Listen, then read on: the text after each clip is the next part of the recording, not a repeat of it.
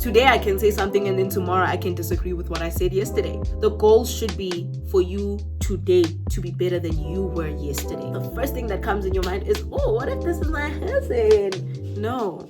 Believe that man and run. Forgiving yourself also needs for you to hold yourself accountable. You choosing to honor God will make unbelievers or people that are still living their lives in unholiness feel uncomfortable. You've been given free will by God. You just use it horribly. Because I used to be a crash out. But yeah, call me home, and so his will be done. There's hope for tomorrow with him. There's joy. Sanbonan, welcome back to my YouTube channel. For those of you guys who do not know me, igama Nobuhle Msimanga. If you are new to my channel and you haven't subscribed, please subscribe to my channel, like this video, keep your post notification bells on for more to come, share to your friends and tell them to share to their friends. Hey guys, hey! If you can't tell already, I'm really excited about today's videos. I really enjoy shooting vlogs, but like I love sit down, let's chat, let's yap. I don't get the opportunity to yap a lot, so when I have it here, I take it to the fullest of my abilities. So today we're going to be talking about 20 things I wish I knew before I turned 20. I'm turning 21 in less than 2 weeks. And I think I've learned more in the past year of being 20 than I have in the past 19 years of living. I can't lie, this past year, you guys didn't warn me, by the way. This past year has taught me a lot about different things, just about life, about mental health, about friendships, about romantic relationships, about family. It's taught me a lot, and I just want to pass on what I feel has impacted my year in terms of the lessons that I've learned. Feel free to agree or disagree. Feel free to chat it up in the comments. I will be responding to all of them. Let's talk about it. But anyways, I hope that you guys enjoy this video. Let's get straight into it. Okay, so I'll be reading the 20 things from my phone. I sent it to myself just to make it a bit easier for me to remember everything. Number 1, and I think for me this is the biggest one because I'm still learning and I'm still mastering up the courage to do so. So it's okay to start over and over and over and over and over again until you get it right. And disclaimer, this is not in the context of romantic relationships. This is not in the context of going back to a relationship that keeps not working, thinking that the outcome is suddenly going to be different just because time has passed. You understand? This is in the context of following your dreams, pursuing your passions, doing what you feel fulfills your soul and your spirit. I've realized that your early 20s are for trial and error. You're going to make mistakes and you're not going to be perfect at everything. This is not the time where you're supposed to have every little intricate detail of your life figured out. And I know it's easier said than done. Trust me, that's something that I still struggle with because I'm a perfectionist. If I try something and I don't get it right the first time, it's tried, I'm out. I'm not trying it again. I'm moving on to the next thing. But I think when you turn 20, you've just entered the doorstep into adulthood. And nakona, that's partially, it's not entirely. So it's normal that one day I feel like, oh, I'm so passionate, let me start. And the next day I'm like, actually, no, I don't know if I want to do that. Like it's absolutely normal. And I think as people, we find it difficult to give ourselves grace in terms of these things. It's absolutely okay to change your mind. When you're in your 20s, you will learn, especially within the first couple of years, you will learn, babe. Today I can say something and then tomorrow I can disagree with what I said yesterday. You understand? Today I can feel like, oh, I want to start over. And then tomorrow I'm like, actually, I low-key don't want to do this. And then the next day I go back to, wait, maybe it wouldn't be so bad to start over. And I think a lot of it is starting over, especially in front of people that saw you start the first couple of times and fail, or the first couple of times and it didn't necessarily work out the way that you wanted it to. There's so much shame attached to that. Shame and embarrassment. You're scared of people watching you try. You're scared of people witnessing you try. But like I said, your 20s are, especially the first couple of years, 20 to like 23, 24, those are for trial and error, babe. They are for trial and error. Give yourself grace. You are still learning. You are not at a point where you have to have mastered all of these things. Number 2, I'm going to read this one word for word. So I said, you need to get comfortable with people coming in and out of your life. You don't have to desperately need the people you want in your life. In your 20s, you will meet a lot of people. Guys, there's a lot of people. There's a lot of great people in Mhlabeni, right? You will meet, connect with, have incredible conversations with a lot of people in your 20s. But in the same capacity that you're going to meet a lot of people, you might lose some.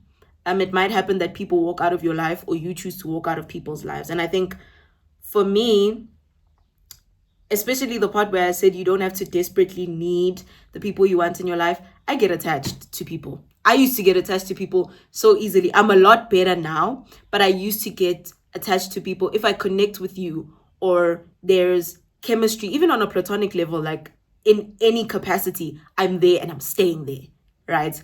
And just the thought of losing you makes me feel like I'm losing a part of myself. But the firmer your foundation is in Christ, the easier it becomes, or the easier the thought becomes to accept that, you know what, this person could up and leave at any moment. And you need to get to a point where you would be okay within yourself, because Christ is your firm foundation. At the end of the day, if you just had Jesus and nobody else, that should be enough for you. And that's not to say that it doesn't hurt just because you've learned that it is something that happens when time goes by. You do lose people, you do gain people. Just because that's the case doesn't mean it's not supposed to hurt. There should be some level of stability. You should have some level of stability in your friendships. But at the end of the day, you need people around you, but I wouldn't say attach the need to have a specific person in your life to that person. Just attach the need for a community to it just being the need for community, and not it being a need for this specific person. Because if God says, oh, it's time up for this person in this season of your life, then what? Number 3. This one is big, guys. Friendships require so much grace. How can I put it? We're not all going to be in the same season of our lives at the same time. Excuse me, I could be in a season now where I'm experiencing joy and happiness to my fullest. And my best friend is in a season where she feels like she's down in the dust and she can't take it anymore. Me being in as great of a place as I am, I can't always expect for her to show up to her fullest just because I'm able to. You understand? When people go through a lot, guys, they can't always show up to their fullest. Some people can't show up at all. And I think it really does also depend on how a person deals with tough times. And it also depends on how resilient you are. Because I know a lot of people where it's like, okay, they might be going through the worst time in their lives, but they will show up for their friends to the fullest. And then I know people like me, when I'm going through it, babe, the most you'll ever get out of me is me checking in on you every now and again. But like genuine conversation going into it, you won't get a lot of that out of me. And I think I'm really grateful to have friends in my life that manage to give me grace when I'm going through a hard time, because I've gone through a lot of hard times in like the past 3 years of my life. But they fill in those spaces where I can't show up. So it's like, if I can only give like 30%, they give 70. And if it happens that I can only give, or if it happens that I can give 80, they give the other 20. And I'll never take it personally. I'll never think that the way that my friend shows up in a hard time is a reflection of how they feel about me, or it's a reflection of our friendship. No, it's not always a reflection of what we've built. You know, sometimes it's just a reflection of what it is that they're going through. Giving your friends grace shouldn't get to a point where you're tolerating them being terrible friends just because they're going through a lot. I think in the past, I've been a terrible friend in times where I was going through a lot. And honestly, if it was to be done back to me, if the way I was acting was done to me, personally, I would walk away. You know, I think you can give someone grace endlessly and continuously while still being cautious of how close you choose to keep them as a result of them making them going through a hard time a good enough excuse for them not to treat you like a good friend. You understand? Number 4, I said prioritize having fun and enjoying your life, especially in varsity, as much as you prioritize your academics. Don't waste these years because you won't get them back. I'll use myself as an example. In my first year of varsity, I went into it with the mentality that, you know what, I don't care about making friends. As long as I get the marks I want and I finish this degree, that's more than enough. I'll get through it like that. So more than anything else, I think I was in survival mode. I wasn't living my life. I was just getting up, surviving and pushing academically as much as I possibly could. But if I'm being completely honest, my first year of varsity was the worst year of my life because I didn't have fun. I was miserable. I was depressed. I locked myself in my room every single day. I'd go to campus, have my classes. I wouldn't even eat on campus sometimes. I'd just go to campus, have my classes, come back to res, stay in my room, work, study. And that was my daily routine, pretty much. But I must say, though, it got so much better in my second year. I started getting out of my shell and I started going wild. And when I say going wild, I mean living my life and allowing myself to experience my life within the bounds of my relationship with God. Yes, not going wild in the sense that I was doing things and going to places that I wasn't supposed to be going to, not in that sense. But just in the sense that I was cracking that shell. And I'm so grateful, actually, that I met people that highlighted the importance of experiencing life while working hard. Like, you can manage both. No, it's not going to be easy. And sometimes you're going to have to compromise. Sometimes you're going to have to sacrifice on some things. But it's manageable. It's possible. You're in your 20s. Live. And I think heavy on the, and this is not always said out loud, live your life, in brackets, I'm putting within the bounds of your relationship with God. Number 5. And this is big, actually. Stop. And this is to me too. I'm saying this to me too, by the way. Stop comparing the rate of other people's success or progression to your own. Life is not a race against your age mates. I think I don't have a lot to say when it comes to this one. I think when it comes to being successful, when it comes to growing and being a better version of yourself and accumulating wealth, the goal should be for you today to be better than you were yesterday. The goal should be for you this year to be better than who and what you were last year. Comparison is a thief of joy, babe. Your comparison is a thief of joy, I'm telling you. Success and wealth looks different to everybody. Growth also looks different to everybody. And I think context is really important. So success and growth to me right now might look like, if I'm depressed, for example, it might look like getting out of bed, cleaning my room, getting things done, going to my lecturers, getting my notes done, coming home, studying, spending time with my friends, just mastering up the strength to do that. That might look like growth for you right now. But to somebody else, growth might look like having 5 jobs while balancing their degree.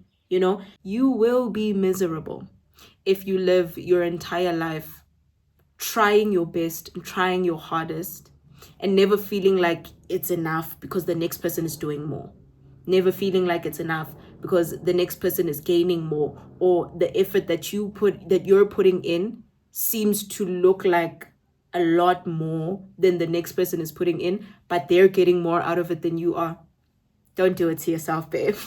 Ask me, I know. Everybody's pace is different. Everyone's timeline is different. Let yours be yours. Let yours be yours. Let what you want yours to look like be what you want yours to look like according to you and not in comparison to other people. Number 6. And this one, shame, this one speaks to 2024 and 2025 me. Because I've changed a lot compared to them girls. Every man of God you meet is not your husband, babe. I cannot stress it enough. And I don't know where this mentality stems from. That the moment, as a woman of God or as a follower of Christ, the moment you meet a man that is actually pursuing a relationship with Jesus, the first thing that comes in your mind is, oh, what if this is my husband? No. A lot of the men, especially men of God that you're going to come across, are called to be your brothers in Christ and not someone that you're supposed to romanticize and fantasize a life about just because they are in Christ. You understand what I mean? That one, I can't even explain that one any further, guys. Just stop attaching yourself to a man just because he's a man of God. Just because he's a man of God doesn't mean he's your man of God. Number 7. This one is my favorite, by the way. In your 20s, you will meet a man that will say to you, I don't deserve you. Believe that man and run. Believe him. Believe him and run. Because the moment you choose to give that man a chance, he will show you why he feels like he doesn't deserve you. He will show you why he does not deserve you. I don't have a lot to say about that one. I think I've grown into making the choice to only give chances to men that really feel like they're worthy of having me. If you feel like you don't deserve me, or you're, and I know this probably sounds really bad, but like if you feel like you don't deserve me, or like I'm too great of a person, no, because one thing about me that I'm not gonna do is feel bad for a man. Absolutely not. If you feel like you don't deserve me, then you don't. Go date somebody that you do. Go date somebody that you feel like you are deserving of, even if it's less than. Number 8. And this one is so real. I can't lie. This one is so real. I said, just because a man is trying their best doesn't mean you have to accept it. Like I said earlier, and this works in this context as well. I said, your best is not going to be someone else's best. Your best might be a man showing up every day, a man that buys you flowers, a man that buys you gifts, a man that spoils you rotten with money and is also emotionally supportive, emotionally intelligent, is also emotionally available, and is a man of God. And don't compromise on those things just because the man that you're with keeps telling you, but babe, I'm doing my best. This is the best that I can do. If you feel like you want someone that can do better, go. Trust me when I say, just because his best doesn't align with your best, it doesn't mean there isn't someone else out there that can do better. It does not mean that. Because I think for me, I used to feel so bad when a man would be like, yo, but I'm trying my best. No, do better. Do better. And some people genuinely don't have the capacity to do better. Some men don't have the capacity to do better. They don't have the capacity to consider you more. They don't have the capacity to respect you more. They just can't do it. Or some of them genuinely just can't do it. Others just choose not to. Just because a man is doing his best doesn't mean you have to accept it. If you truly, deep down in your heart, feel like you deserve a lot better, babe, don't even get me started. Number 9.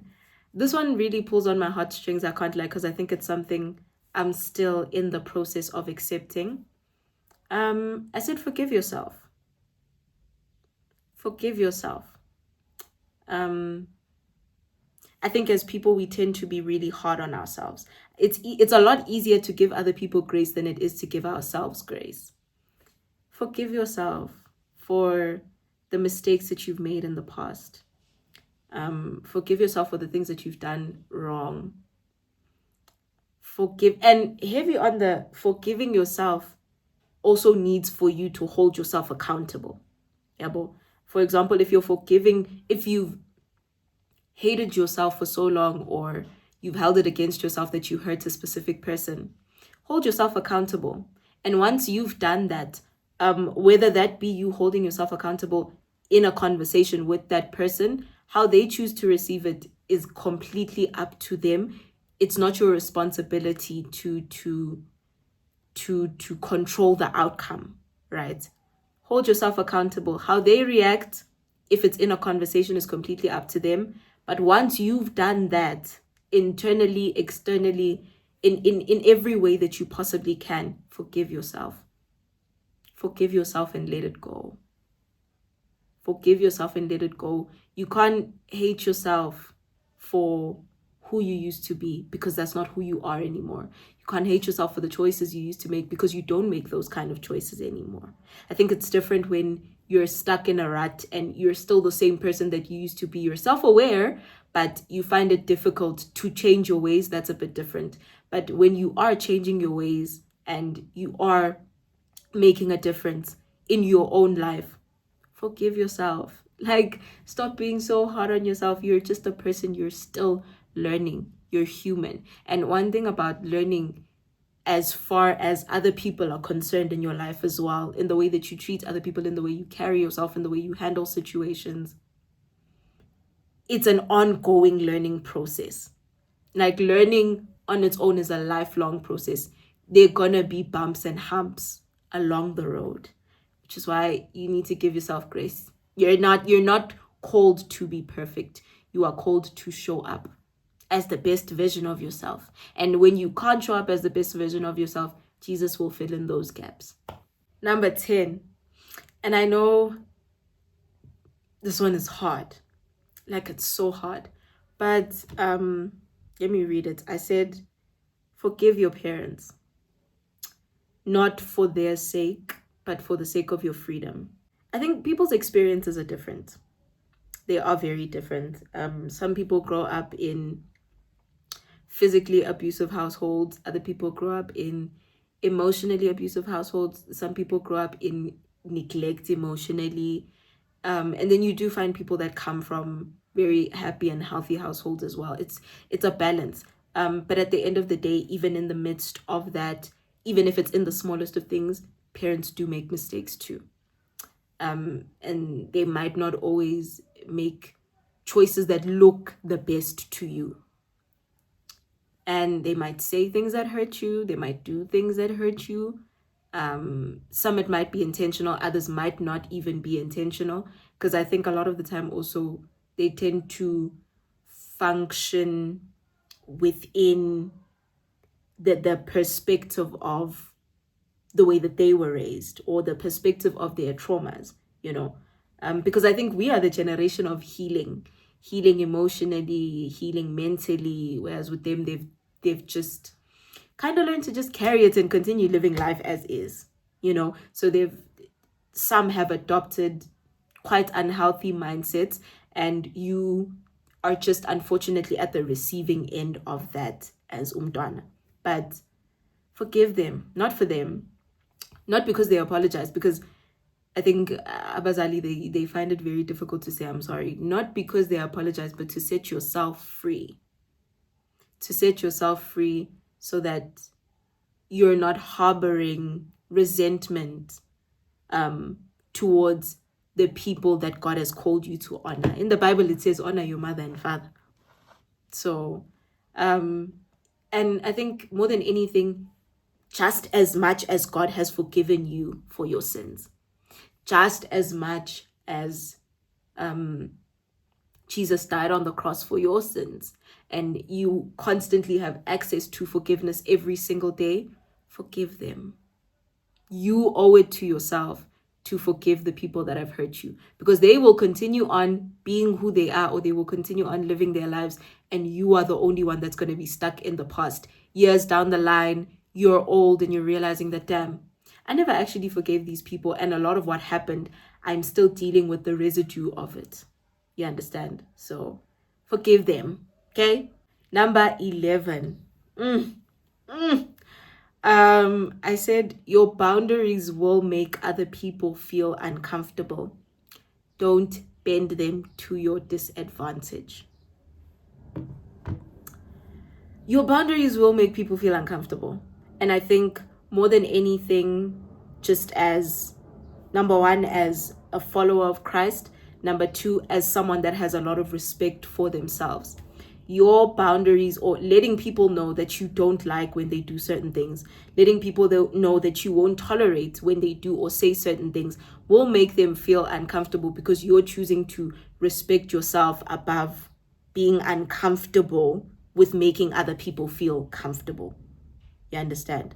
And I think in the context of being a believer, you choosing to honor God will make unbelievers or people that are still living their lives in unholiness feel uncomfortable.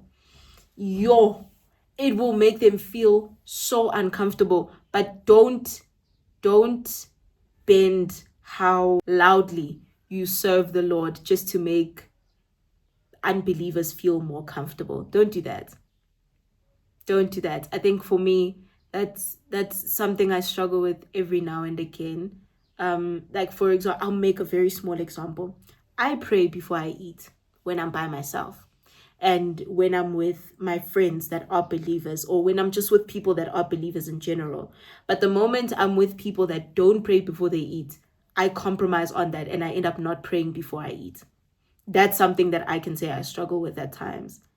And I think just serve God boldly.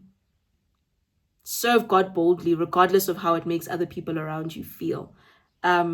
Respect yourself loudly, regardless of the fact that the next person, it might sting them to feel like, damn, okay, you're actually stand on it. Stand on it. Shock people by how firmly you stand on your boundaries. Don't compromise on them. If someone crosses your boundaries, let them experience the consequences of that. And sometimes when someone crosses your boundaries, letting them experience the consequences means removing them from your life. And that's absolutely okay. That is absolutely okay. And it kind of pushes into my next point. Number 12. I think this is something that a lot of us are already aware of, but it's one thing to be aware of something and something completely different to experience or to be put in situations that force you to apply this concept. Forgiveness doesn't always mean reconciliation. I think for me, I used to feel bad whenever it would happen that somebody would hurt me, and like it would pierce my heart so bad, and I'd end up walking out of that person's life in forgiving them, yes, but walking out of their life as a result of what they did instead of staying and trying to make it work. And I think especially in romantic relationships, forgiveness doesn't always mean reconciliation. Just because you're forgiving someone and you're saying, you know what, it's fine. I don't like that you did what you did. I don't really understand why you did what you did, but I'm going to choose to not to take it personally, to let it go and continue on with my life without you being part of my life. I think it's hard to stand on your boundaries, guys. It's hard to set boundaries, especially with people that have already hurt you and you're giving a second chance to, and I think for me, that's why once you cross my boundaries, I can't do it. Not anymore. I can give you grace from afar. I can forgive you from afar. I can love you and care for you, but because of the way that you made the conscious choice to treat me, I just can't let you into my space anymore. And that's absolutely okay. Don't feel bad for cutting people off because they disrespected you over and over and over again. I think it's one thing to cross boundaries once. That's when I'm like, okay, wait, maybe I can give you another chance to try, but chance 2, 3, 4, 5, it's not coming. Number 13. I'm going to read this word for word, bar for bar. The words "I'm sorry" mean nothing without changed behavior. You can't be sorry for the same thing over and over again, yet let it happen over and over again. I've realized that if someone hurts you for the first time and like they genuinely did you dirty and they recognize it and they tell you they're sorry, believe them. Take it for what it is. Give them the benefit of the doubt. But you've got about 3 times to apologize to me for the same thing over and over and over again until I stop taking you seriously. The program is strict. Guys, you must have a very strict program when it comes to things like this, because I think people, especially men, they take advantage of women that are too understanding. They take advantage of women that are too forgiving and too giving of grace with reconciliation.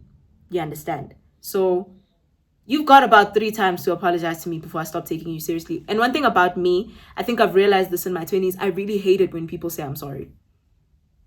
I hate it because I think I've been in so many situations where a person would say they're sorry and they'd end up doing it 10 more times. And I'm like, okay, how sorry are you for you to be doing the same thing 10 more times?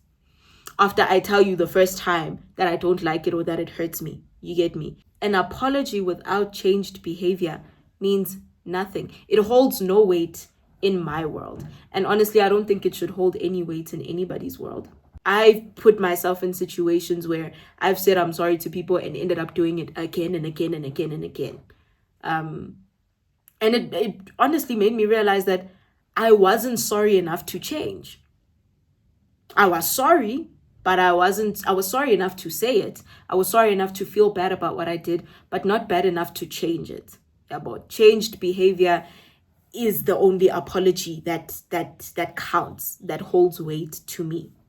Number 14, this is actually one of my top favorites. I said, stop blaming everything on the enemy being Usatani. Some of your actions aren't demonically influenced. You just lack discipline, self-control, and good decision-making skills. Sometimes it's not the devil. It's just the consequences of your actions. Let me give an example. Let's say you fall into lust. You fall into temptation, lust, whether it be on your own or it be with somebody else. The enemy tempts. He will shine something that looks temporarily satisfactory or satisfying to you. And in the Bible, it says flee. It's your responsibility to flee. One thing about the enemy will dangle something in front of you, but he'll never force you to do something. He will dangle it, make it look sweet, make it look nice, make it look pleasuring, pleasureful, whatever. But at the end of the day, it's entirely your choice to make. So that's when your lack of reverence for God starts showing itself in your ability to give in to temptation every single time. It gets to a point, guys. Sometimes it's not always the devil. The devil can start it, but the choice is yours to make. You've been given free will by God. You just use it horribly. Yeah, I think that's one thing I've learned, I think, in the past couple of months, especially within myself. Mind you guys, I'm not exempt from any of these. These are lessons that I have learned and I'm still learning. And I'm still learning. Heavy on the end, I'm still learning. But yeah, no, some things is just you. You don't have self-control. You don't have discipline. You don't pray. You're not anchored in Christ. You don't trust God. You don't cast your burdens onto him. Also, you don't monitor the things that lead you into falling into temptation. That's another thing. That's especially when it comes to in the context of falling into temptation or allowing yourself to give into temptation. You don't monitor your time spent or where you invest your time leading up to those moments. So it's not always, sometimes it is the enemy, I can't lie, but sometimes it's just you. Number 15. I'm heavy on this. I think this is something that I used to do and I learned the hard way. Over and over and over again, unfortunately. I said, stop telling everyone every detail about your life. It's absolutely okay to keep the intimate details of your life, for example, your relationship, business, to yourself. People don't need to be having that much access to your life. I think for me, I used to be an oversharer. Yeah. Any opportunity I was given to talk about whatever is happening in my life, I would grab it. Like I would grab it with immediate effect. And ngizithola ngihlanza konke, like konke, every single intimate detail. But like, it's really not necessary, guys. It's okay to live a private life. It's okay to not always want everyone to be informed on your every single move. I think for me, I'm starting to value my business being my business. And if I tell you, I monitor what I tell people. So I don't tell everyone everything. And there also isn't anyone that I tell every little detail to besides God. I think one thing about me, I tell everything to God. If not God, everybody else knows like very insignificant bits and pieces of what's going on in my life. But yeah, just heavy on the be private, keep your cards close to your chest. And that's not to say don't trust your friends. It's not to say don't speak to your friends, don't open up to your friends. Just be mindful of timing when it comes to opening up with people and how far you are willing to open up. Just monitor it. Be mindful of it. Be cautious in the things that you say when you interact with people. Don't speak on things prematurely. Yes. Don't speak on things prematurely. Don't always just spew things out from a place of excitement. Do everything that you do, everything that you say, everything that you tell people from a place of discernment. Yes. Make sure that you've discerned, it's okay. This is a safe space for me to be saying this. This is the right time for me to be saying this. God is okay with me saying this. He's condoned me saying something about this. You get me? Number 16. Very heavy on this one, guys. Very heavy. I said you can't help someone that doesn't want to be helped. And listen to how I'm not saying you can't help those that don't want to help themselves. No, you can't help someone that continuously rejects your help when you offer it to them. And then I said sometimes a prayer is more than enough. If your friend is going through a hard time and you keep giving them advice, you say, you know what, or let's say, for example, if your friend is suicidal, they have depression and they're suicidal. And you keep telling them, dude, I think you should go to therapy, talk to a trusted adult. But every single time you're giving them the same exact advice, but it's starting to look like they feel comfortable with where they're at. And they'd rather be within a place where they're constantly on edge and feeling suicidal than to get out of that rut. Because some people do really get comfortable in having hard times, that it feels more comfortable to do that than it feels to grow out of it. Sometimes it's okay to just take a step back and pray for that person. Or if for example, this one is a really relatable example. Your friend keeps going back to her ex and she keeps telling you about it and you keep saying, no, dude, this is not a good idea. Like, this man is going to hurt you. He's done it 10 times already. What makes you think he's not going to do it for the 11th time? And she keeps going back. Pray for her. Pray for her to leave that man. Like, it gets to, especially when it comes to things like this, it gets to a point where you must just stop speaking and start praying. Pray for your friend to leave that man. Pray for your friend to seek help from a psychologist, from a therapist, or pray for your friend to start going to church. If you keep inviting your friend to church or you keep sharing the word with this person and they're very defensive in the way that they receive it, or you understand they don't receive it well, or every single time that you give it out to them, they think you're judging them for living their lives the way that they're choosing to live them. It gets to a point where sometimes a prayer is more than enough. Continue to pray, continue to spread the gospel. But when a person's heart is hardened, there's not much that you can do. God is the one that needs to take care of it at that point in time. Pray that person into the hands of God. Number 17. I really love this one. I said, don't attach your worth to anything or anyone besides Jesus. People and life in itself will disappoint you, but he never will. I think as people, it's very easy for us to attach our worth to things, to people, to the way people treat us, to the things that we've been through, to the things that people have said to us, positive and negative, rather than depending on who Christ says we are in his word.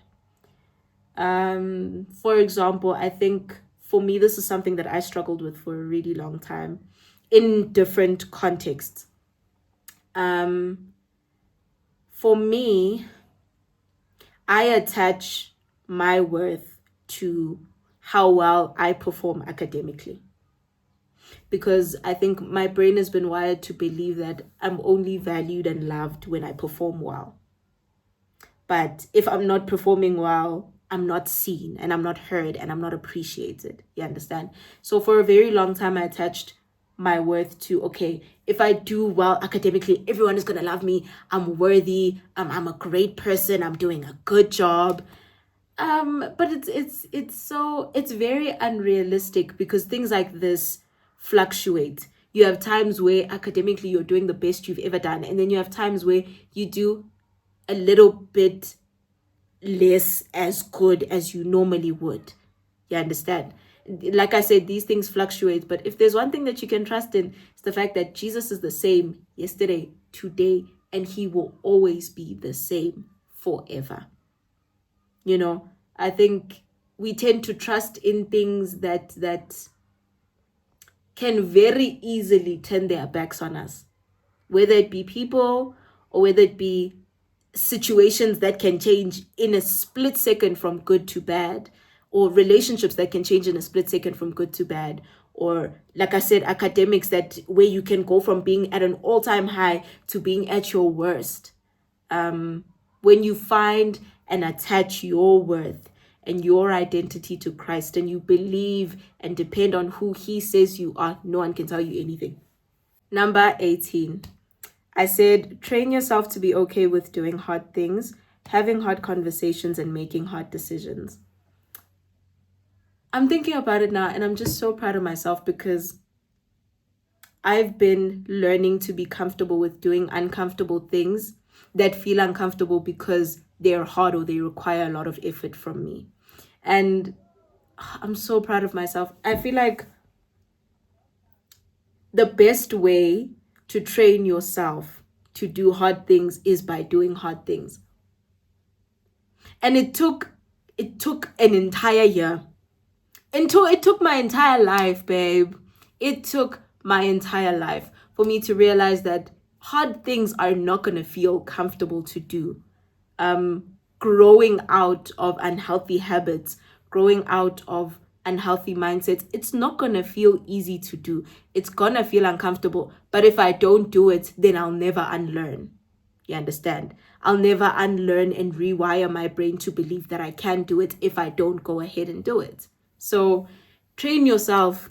Those hard conversations, especially in friendships, especially with your parents and romantic relationships, those three, they're necessary in order for you to get to a place of healing. It's not healthy for you to avoid having difficult conversations with your friends because you're holding on to a fear that you don't know how they're going to react. Or with your parents, you're holding back from having difficult conversations with your parents or letting them know how you feel about certain things just because you're scared that they're never going to change.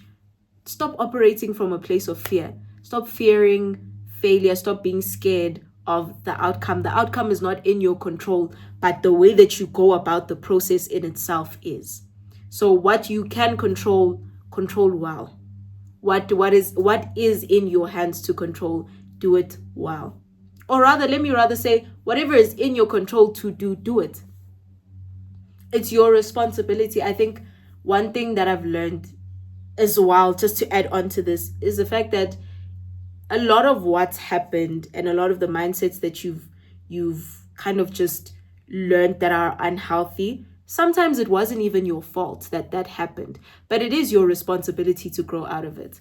Like for me, it's not my fault that I find it difficult to do hard things. I know where it stems from, and I think for me it stems from certain things that were said to me. So in that light, it's not my fault that I find it difficult to do hard things, but it's my responsibility to unlearn that. It's my responsibility to start doing difficult things so that I can stop finding it difficult to do difficult things.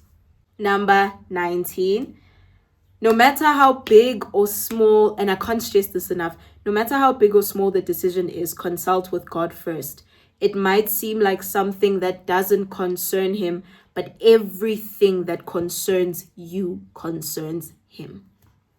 That one is pretty self-explanatory. Don't overcomplicate the will of God.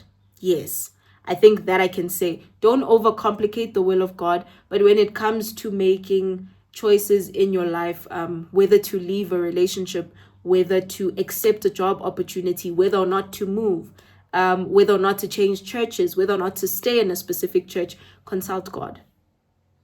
before having those difficult conversations that you need to have, talk to God and ask him to go before you in everything that you do.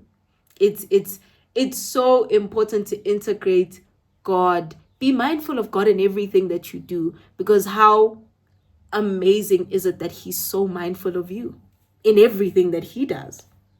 And last but certainly not least, number 20, I wrote, sometimes the way people treat you isn't a reflection of you. It's a reflection of what they're battling internally. This requires a lot of emotional intelligence. I think I've gotten to a place where when someone hurts me, when I've done absolutely nothing wrong to them, and they can admit within themselves that I've done nothing wrong to them, but they hurt me, before getting to a point where I'm pissed and I hate them and I hold it against them and I'm feeling resentful, one of the first things that come to my mind is, what is it that you're going through or that you're battling with internally that's so bad that you feel the need to hurt somebody that's been loving you so well? I think it takes a lot to get to that place though, because I used to be a crash out. One thing about me, when people would hurt me, I wouldn't even try to understand. I'd be a crash out and I would take it out on you because you hurt me, so you must feel it. You understand? And not in a healthy way either. But then the older I got and the more I went through life and the more I experienced life, I realized that a lot of the time, the way that I treat people is also not a reflection of how they treat me. Sometimes it's just a projection of what I'm dealing with internally that I can't necessarily talk about, or that I feel I'm still healing from. It's something that affects me still in my day-to-day life, and the way that I interact with people, in the way that I react to certain things. And it shows itself in very little things. Your how healed or unhealed you are shows itself in the way that you handle triggers. And I think for some people, it's difficult for them to handle triggers, because when they handle triggers, they react to you.